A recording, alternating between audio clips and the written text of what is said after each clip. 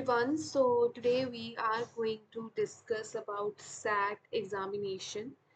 This is our first class regarding SAT structure. There are basically two subjects in SAT exam. First one is English, which includes reading and writing, and then there is a math. So basically, SAT is composed of two sections, reading and writing, and the math section. You will be having 64 minutes to complete the reading and writing section. Basically, means you will be getting 32 minutes for the very first section and 32 minutes for the second module of SAT. Like the first in reading and writing, there would be first module and second. Each module will consist 32 minutes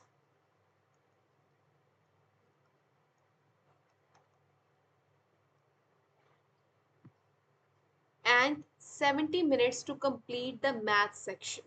So there would be two modules for the math section as well. Math sections will be having first module as well as second module. So you will be getting 70 minutes for math section and 64 minutes for reading and writing. So what would be the total time duration? That would be 2 hours 14 minutes. Each section is divided into two equal length modules. There is a 10-minute break. You will be getting a 10-minute break between reading and writing section and the math section. The first module of each section contain a broad mix of easy and medium and hard questions based on how you perform. This is the most important instruction. Based on how you perform on the first module, the second module of questions will either be more difficult or less difficult.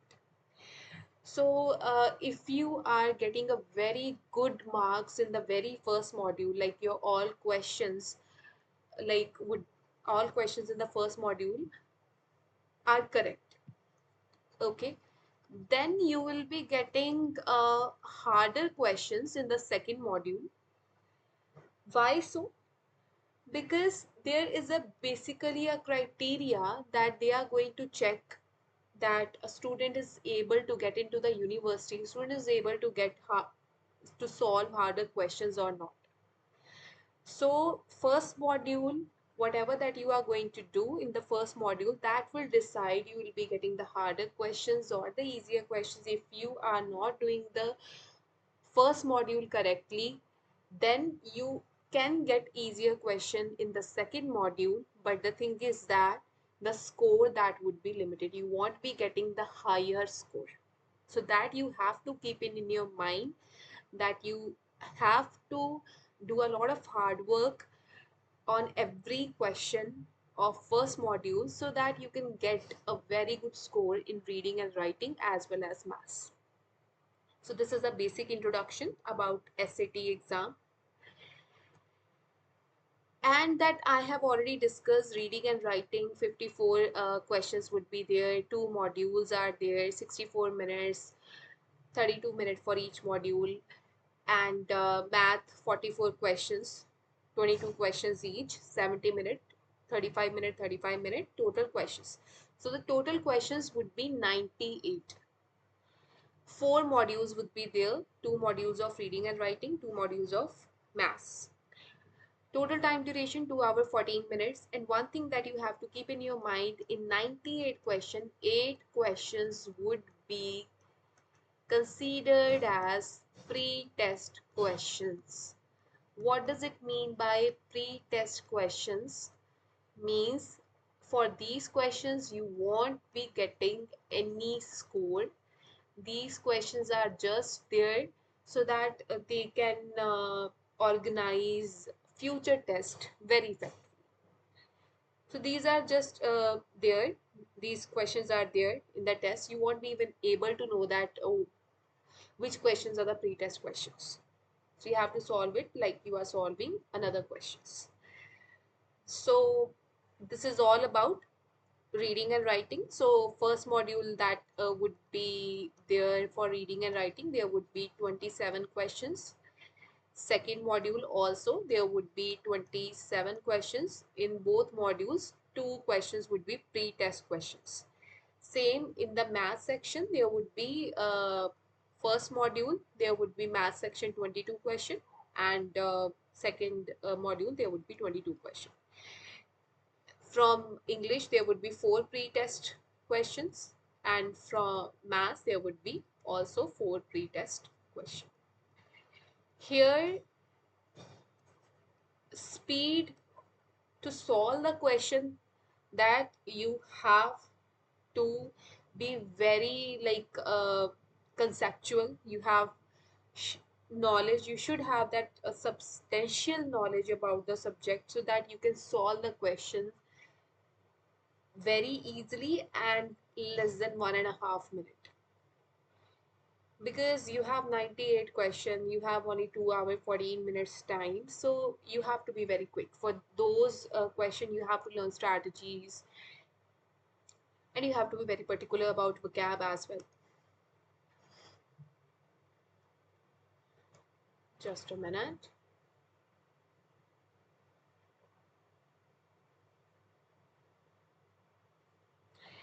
So now the digital SAT is a section adaptive. Okay, so this is the part that trips people up. Within each section, your performance on the first module set the difficulty of the second module that I have already discussed. If you are not doing good in the very first module, you won't be getting like good questions or difficult questions in the second module, but that is not in your favor, because will like that will result in like less numbers.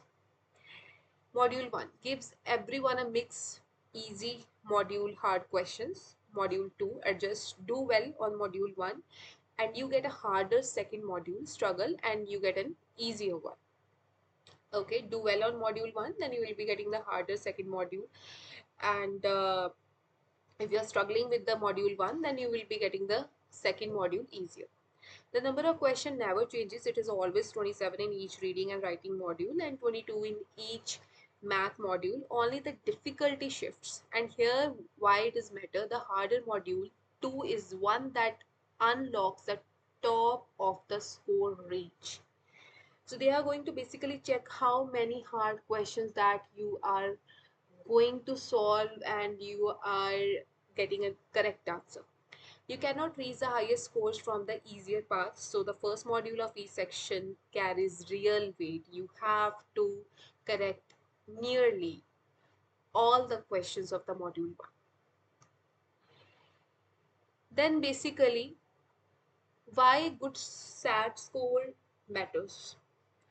A good SAT score is any score at or above the 75 percentile of your target college, not a single national number.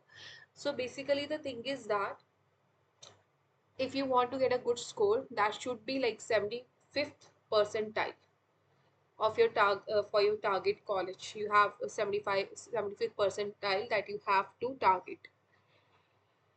By national benchmark, 1100 is above average, 1200 is above the 75th percentile, 1300 is top 15%, and 1500 is top 2%. So top 2% of students that are basically considered for Ivy League colleges, the most recognized colleges. So score from 1800, you have to at least get like 1417 to 1580. And for other like state universities, for regional universities, that the mentioned score that can be valid also. So you have to like just go for the highest score if you want to get into a Ivy League. school or college. So now let's talk about reading and writing. What would be included in the reading and writing syllabus? The reading and writing section presents short reading passages. There would be very short reading passages, or there would be passage pairs, followed by a single multiple choice question. Questions on the reading and writing section represent one of four content domains. There would be four domains: craft and structure, information and ideas, standard English conventions, and expression of ideas. So the whole syllabus of the reading and writing is divided into the four domains. First is craft and structure, information and ideas, standard English conventions, and expression of ideas. To help you budget your time, question that test similar skills and knowledge are grouped together and arrange them easiest to hardest. They are going to arrange questions in a very good manner. And now, what the reading and the writing passages are like. The passages in the reading and writing section ranges from 25 to 150 words. Passages represent the subject areas of literature, history, social studies, humanities, and science. So passage word limit that would be 25 to 150 words, and these are the topics that would be related to those paragraphs. So what the reading and writing questions are like. So basically there would be information and idea. The first domain would be there. In this domain measures this domain measures comprehension, analysis, reasoning skills, knowledge, as well as the ability to locate, interrupt, evaluate, and integrate information, ideas from the text and information graphics. So information and ideas, there would be textual question, there would be evidence-based question. They are just going to check your ability to find or locate the important information. And there would be like 26% of marks of this domain. There would be like 12 to 14 questions from this domain. Then there is a second part, that is a craft and structure. Craft and structure is basically, just a minute. Yeah. So craft and structure measures the comprehension, vocabulary, analysis, synthesis, reasoning skills, knowledge to understand and use high utility words, phrases in context, evaluate text rhetorically, make connections between topically related text. So this part will consist near about 28% of weightage and 11 to 13 questions. Then there is a expression of ideas.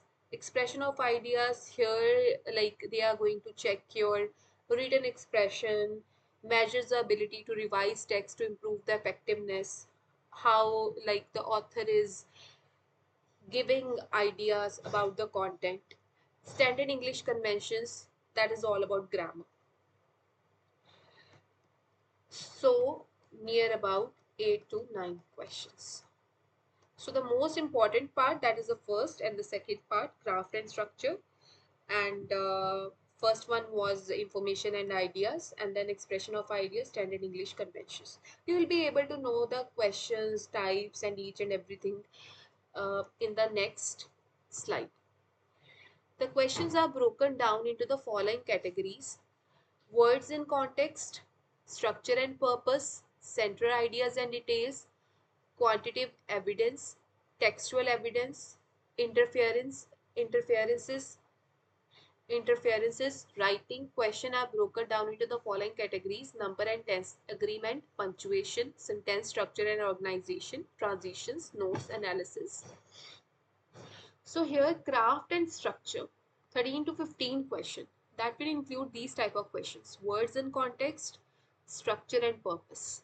Then there is a information and idea. This domain will include these type of questions: central ideas and details, quantitative evidence, textual evidence, interferences means they are going to give you some sort of like paragraph. There would be evidences, would be there, graphs would be there, from where you have to find the answer. Center ideas, like we were finding center ideas in our like classes, or poems related, center ideas related to the poem. Structure and purpose, what is the purpose of the writer, words and context. They are going to give you some new words that you have to find the meaning of those words by related paragraph. And writing, that is number and tense agreement, punctuation, sentence structure would be there. And these three type of questions are included in this domain: standard English conventions. And transition and notes analysis, that is included in this domain: expression of ideas. The most important, I can say, that domains are craft and structure and information and ideas. All these questions would be discussed in our classes with strategies. Now let's talk about maths. So the math section focuses on the areas of math that plays the biggest role in colleges and career success: algebra, advanced maths, problem solving, data analysis, geometry, and trigonometry. So like reading and writing, like we were having four domains. Here we will also be having four domains: algebra, advanced math, problem solving, data analysis, and geometry and trigonometry. And math section is divided into two modules, like a reading module. Over the course of math section, you will answer multiple choice question and student produced response question that measure your fluency, understanding, ability to apply the math concept, skill, practice that are most essentials. So basically, there would be some questions that would be grid-in question. Grid-in questions means like there would be not MCQ questions. There would be also questions like a blank, you won't be getting any option. You have to solve it by yourself because they want to check like your ability. 30% of the questions that would be basically, you can say, that are word questions. There would be word statements that you have to solve. Then there is weightage. What is the basically weightage of math questions? So 35% weightage for the algebra, 13 to 15 question would be there. 35% weightage for advanced maths, and then there would be 15% weightage, 5 to 7 question for problem solving and data analysis, and 15% weightage for geometry and trigonometry. So geometry and trigonometry, you can say, and problem solving and data analysis, that is basically least important domains, and near about 60 to 70% questions that you can solve with the help of the calculator decimals. And what does algebra syllabus includes? Algebra syllabus include linear equation in one variable, two variable, linear functions, system of two linear equation in two variables, linear inequalities in one variable. All the concepts that would be discussed in our class. And then there is next advanced mathematics. In advanced mathematics, basically there would be different type of questions. So there would be like absolute value, quadratic, exponential, polynomial, rational, radical, non-linear equation, equivalent expression, non-linear equation in one variable, system of equation in two variable, non-linear functions, that would be discussed. Problem solving, that would be quantitative reasoning, that would be their unit rate, proportional relationships, interrupt one or two variable data. Group of skills is about being quantitatively literate and demonstrating the command of math that resonate throughout college courses, career training programs, and everyday life. And then there is a last, you can say, domain, that is problem solving and data analysis. Include the following skills: ratios, rates, percentage, one variable data, two variable data, probability, conditional probability, interference of statistics. So these topics would be there. And you can't just like less focus on problem solving or statistics, because the thing is that if you are going to miss 7 8 questions, that would be a huge impact on your school. There would be a huge impact on your school. Now next, we are going to start our first reading question type, that is a word in context. So what does it mean by word in context? So they are going to give you some word in the question,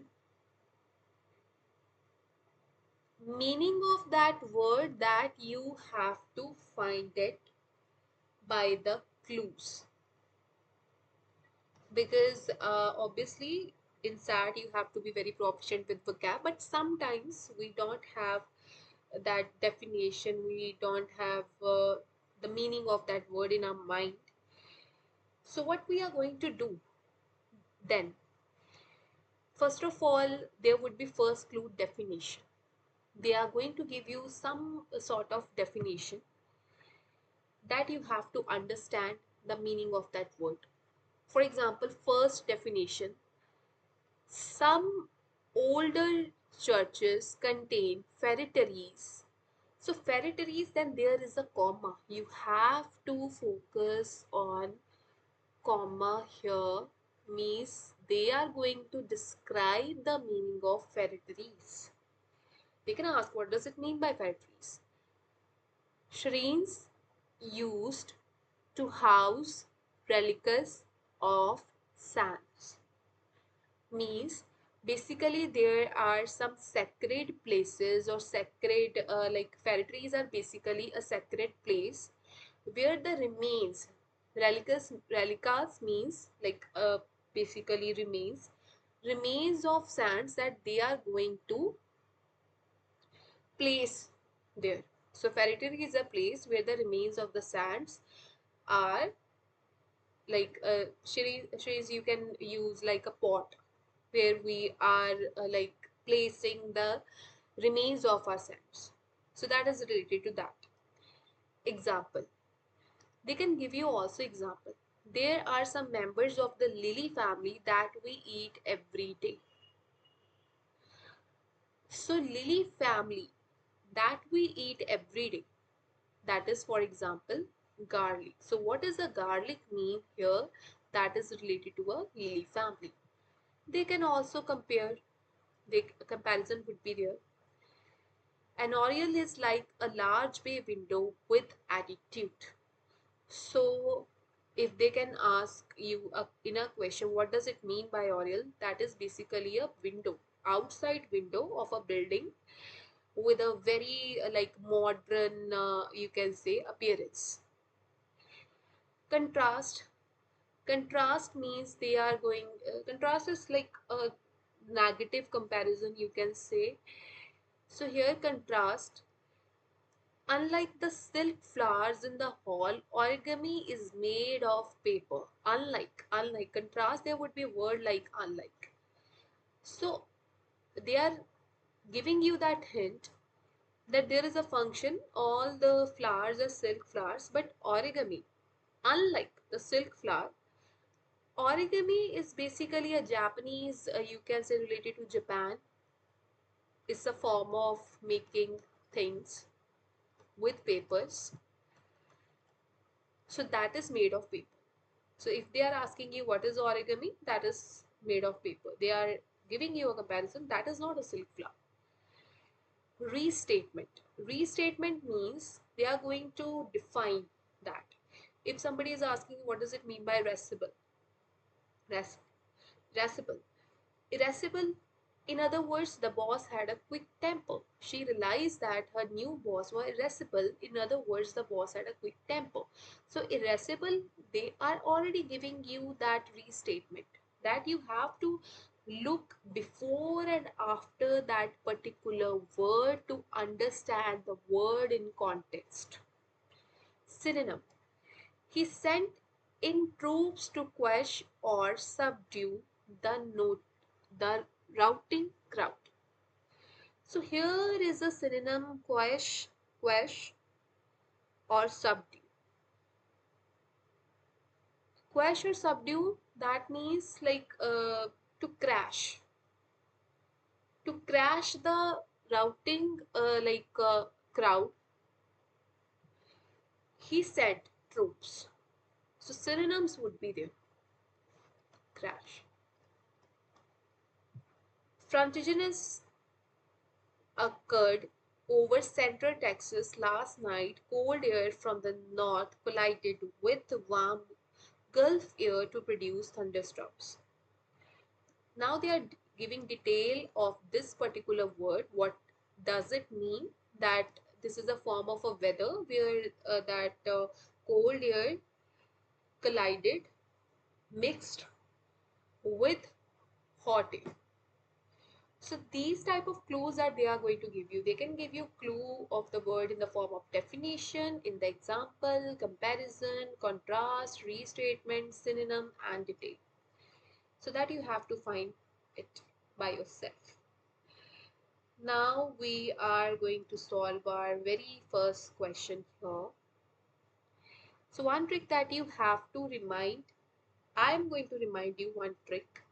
And one thing that you have to keep in your mind, that every time when you are going to solve SAT exam questions, you have to be very quick. And you have to solve questions with some sort of tricks. You don't have to read the whole paragraph. So first we are going to focus on the question here. As used in the text, what does the word neologism most nearly means? Basically, wherever there is a, you can break this word here. Neologism is there. New is from a Greek word.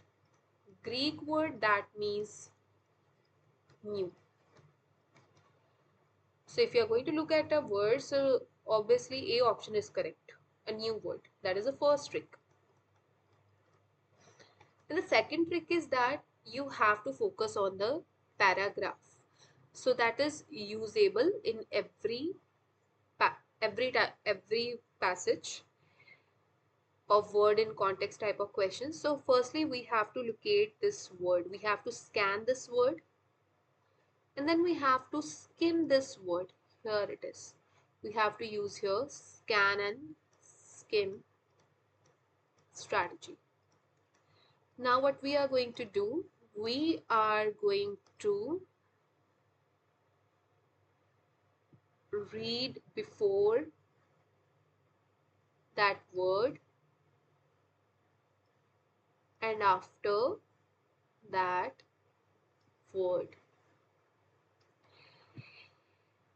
But I would be willing to consider a more rhythmically acceptable neologism such as higher and his, which would be preferable to having to avoid his by plotting each sentence in advance like a military campaign. So what we are going to do here, neologism, we are just going to hide this word. Neologism, we are going to hide this word. Just give me a moment. We are going to hide this neologism word. We are just going to take it as a blank. Now what option suits here? But I would be willing to consider a more rhythmically acceptable new word, contraction, pronoun, correct word as here and his, which would be preferable. So basically the thing is that in the whole paragraph, if we are going to skim the paragraph, they are talking about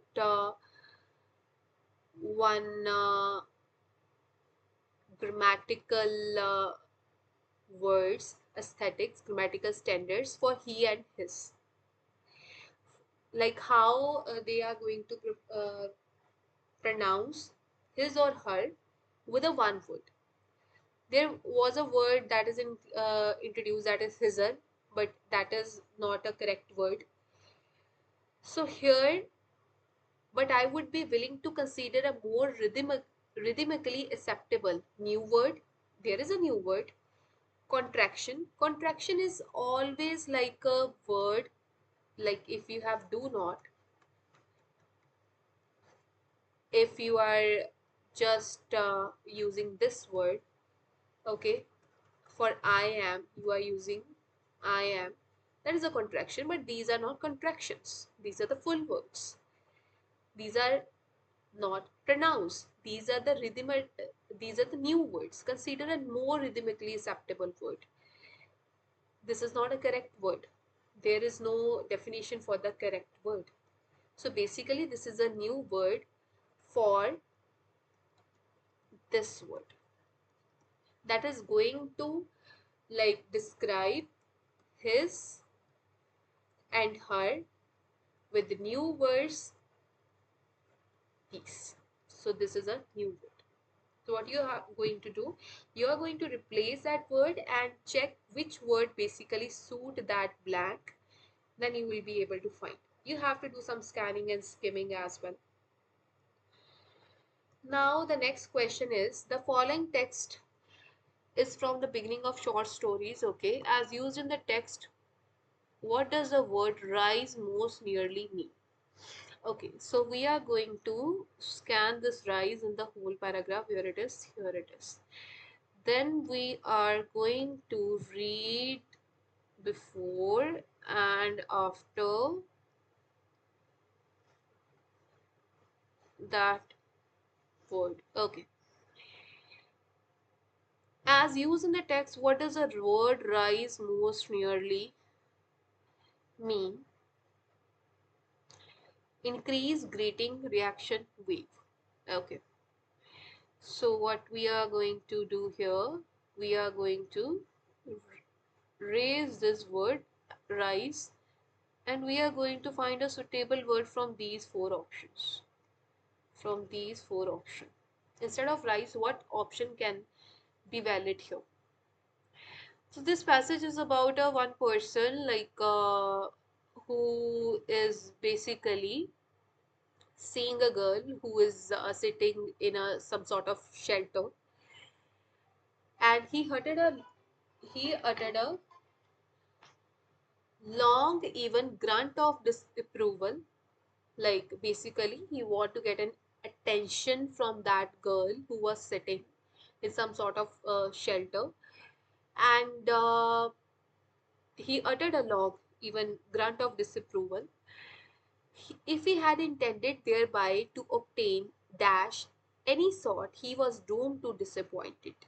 The girl calmly turned over two pages, turned back one, raised the lemon mechanically to tasting distance, and then very faintly but quite unmistakably yawned.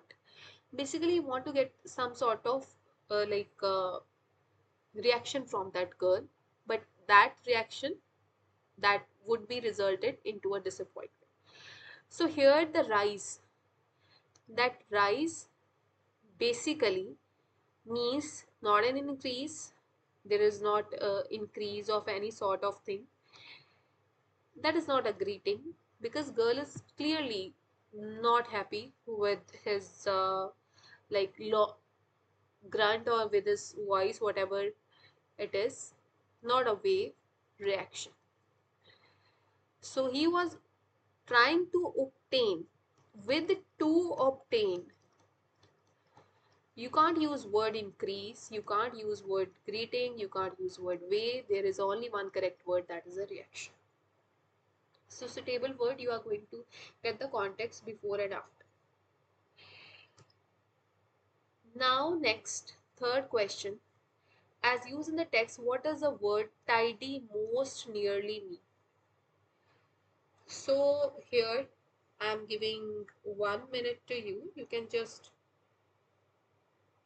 read this passage here.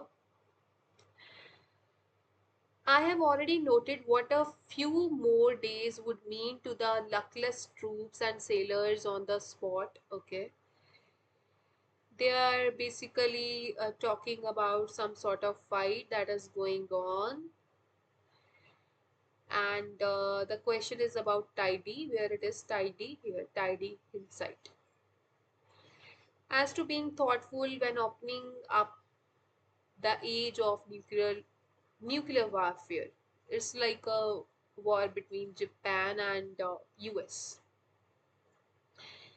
Okay.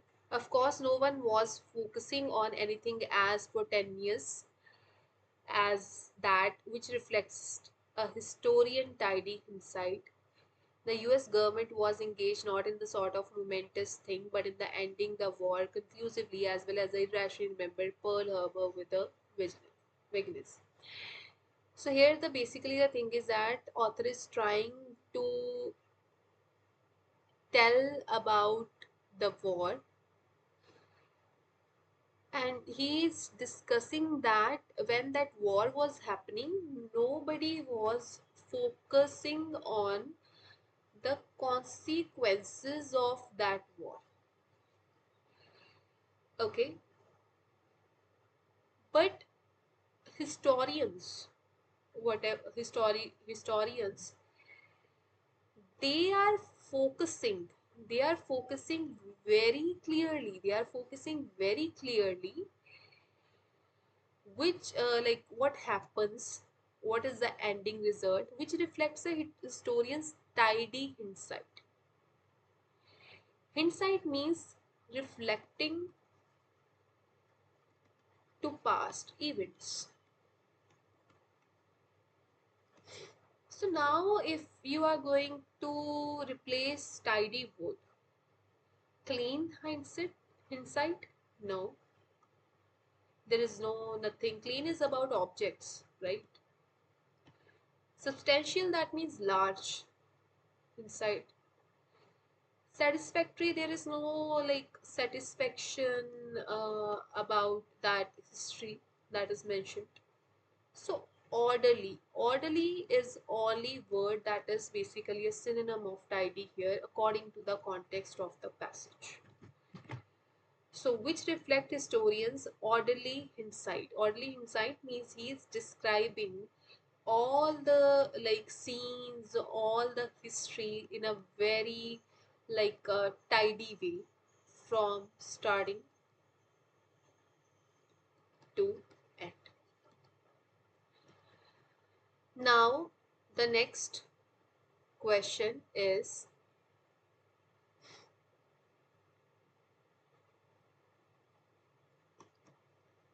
just a minute,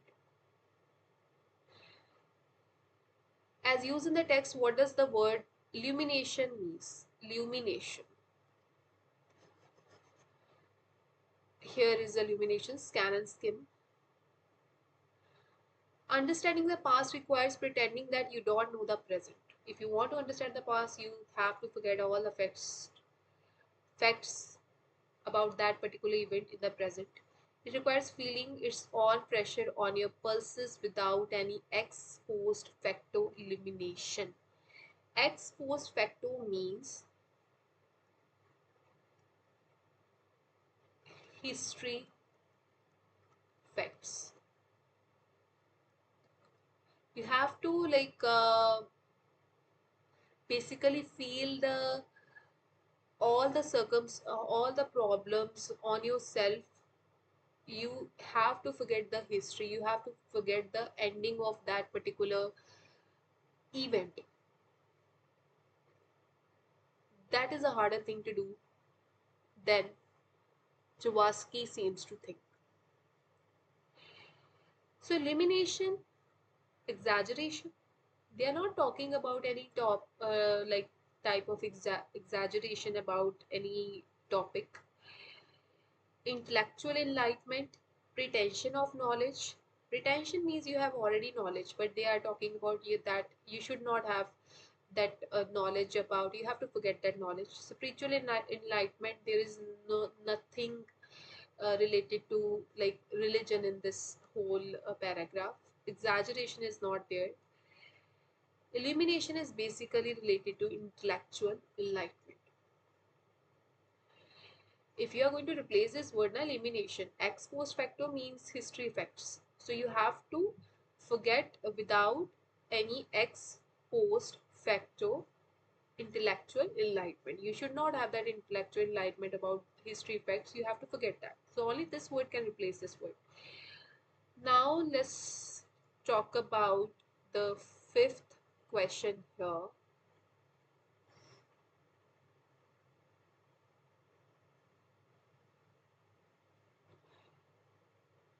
Okay. One thing you have to remember, you have to be very particular about the commas. Which choice complete the text with the most logical and precise word or phrase? Okay. A dash society. Dash society, there is a comma, like they are going to describe about that society. A society whose civilization is shaped by market transactions. So there is particular society whose civilization is basically shaped by transaction. Transaction means buying, selling. So what does that society is named? Socialistic? No, there is no values, social values that is described about that society. Philosophic? No, there is nothing philosophy about philosophy that is defined in this whole passage. Philanthropic? Philanthropic means about charity. Commercial. The answer is commercial society that is related to market transactions, means buying and selling. So you have to replace that word with the options, then you will be able to find that word. But you have to always remember to read before and after that particular word to understand the context. Second trick is what? This is a trick. Second trick is replace that word with options to find a suitable word. So these are the 5 questions that I have discussed with the very first reading concept. Reading, there are different type of questions. So first question we have discussed, that is words in context. Word in context type of question, they can give you clues by definition, by example, comparison, contrast, restatement, synonym, detail, and you have to use tricks as well. Tricks means you have to read before and after, as well as before and after, as well as you have to replace the word with the option. Replace the word with option. With option. Then you will be able to find the answer. So this is all about the very first class. I hope you are able to understand SAT pattern. There are 2 modules. There are basically 2 parts, that is reading and writing and maths. Reading and writing has 2 modules and maths has also 2 modules. The total time duration, that is already discussed, that would be 2 hour 14 minutes. 98 questions are there, 4 modules are there, 27 question in reading and writing module, 22 question in maths. Pre-test questions would be there, and basically you have to be very fast in solving the questions. So this is all about the very first class of SAT. Make sure to solve these type of questions. From there are various websites that you can find, and thank you so much for watching.